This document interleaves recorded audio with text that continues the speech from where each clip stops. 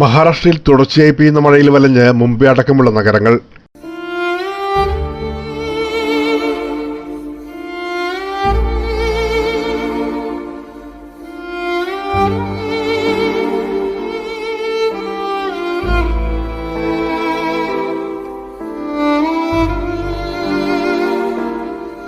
സംസ്ഥാനത്തിന്റെ വിവിധ ജില്ലകളിൽ കനത്ത മഴ തുടരുകയാണ്.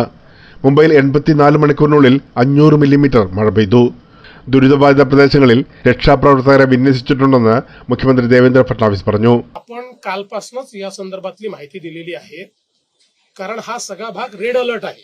आता एनडीआरएफ एसडीआरएफ ला अलर्ट वर ठेवलेला आहे.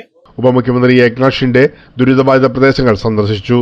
തുടർച്ചയായി പെയ്യുന്ന കനത്ത മഴ റോഡ് റെയിൽ ഗതാഗതങ്ങൾക്കൊപ്പം വിമാന സർവീസുകളെയും ബാധിച്ചു. 8 വിമാനങ്ങൾ വഴിതിരിച്ചുവിട്ടു. പല വിമാനങ്ങളും വൈകിയാണ് സർവീസ് നടത്തുന്നത്. മോണോ റെയിൽ സ്തംഭനത്തിൽ കുടുങ്ങിയ 200ഓളം യാത്രക്കാരെ മണിക്കൂറുകൾക്ക് ശേഷമാണ് വലിയ ആശങ്കകൾക്കൊടുവിൽ രക്ഷപ്പെടുത്തിയത്. മിഠി നദി കരകവിഞ്ഞതിനാൽ കുർള പ്രദേശത്തുള്ള 350ഓളം പേരെ സുരക്ഷിത സ്ഥാനത്തേക്ക് മാറ്റി. തുടർച്ചയായി പെയ്യുന്ന മഴയെ തുടർന്ന് സ്കൂളുകൾക്കും കോളേജുകൾക്കും അവധിയായിരുന്നു. സർക്കാർ അർദ്ധ സർക്കാർ ഓഫീസുകളും അടഞ്ഞുകിടന്നു.